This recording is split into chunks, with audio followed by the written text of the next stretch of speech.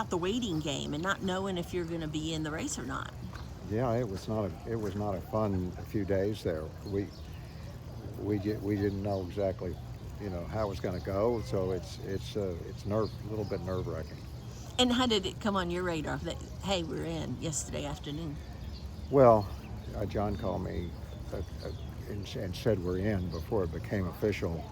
I think he was sort of calculating, and then it became official pretty quickly after that. But it was pins and needles. John and I sat here for about 4 hours yesterday just trying to figure out what was going on. Anyway, it worked out. Now we don't have to get nervous for the race. It is too. It's not just getting a horse into the Derby. You've had horses in the Derby before. You've bred horses being in the Derby before. It's the fact you got a horse that has all the tools.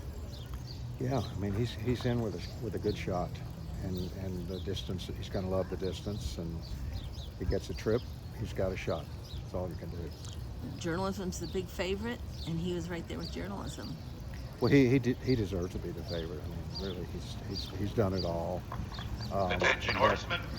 We're just glad to be in, because if you're not in, you're not going to win. So we got a shot. It's like when you'd bred a Derby winner, when you had Mage, and then the Belmont winner.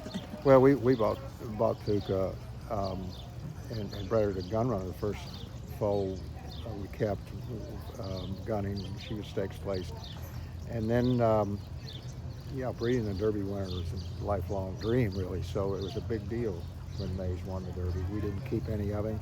Same with Dornoch, and didn't keep any of him. So when Lee bought this colt, we asked him if we could stay in for a quarter, and so we're along for the ride. Just put in perspective how rare that is. Well, I guess if you win, it's unprecedented, but to have two classic winners in back-to-back years for a mare. Yeah, and I don't think there's ever been a mare that's produced two. I even had two Derby entries. I'm not sure about that, but that's what I've been told. So it's a pretty rare thing. I mean, Puca herself was a good race mare. She was in the Breeders' Cup with Billy Mott, and she had a lot of ability, and she's thrown, 3 classic horses, and they're all different. So it's been a fun ride. How did you end up with Mackenzie? We bought a share of Mackenzie when he went to stud. Grandview did, and so we're trying to support the horses we had shares in, which we did with Good Magic and Puca in the first place. We bought 3 shares in Good Magic when he went to stud. Sort of a fun story. Barbara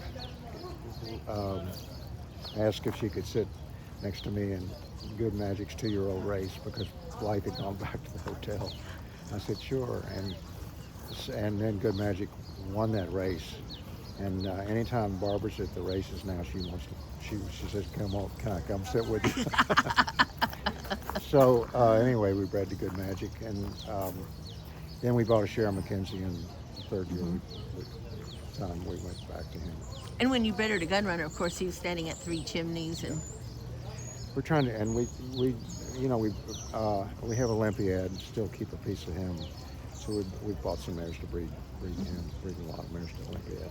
So do you feel like you got the mojo going? That the fact that you just even got in, that you got the... Jenny, you've been around in a long time. It takes a lot of luck and a lot of break, a good trip, and a horse that's got the natural ability. This guy, he's light on his feet. He's athletic. He's a beautiful horse, and you just put him in there and hope for the best.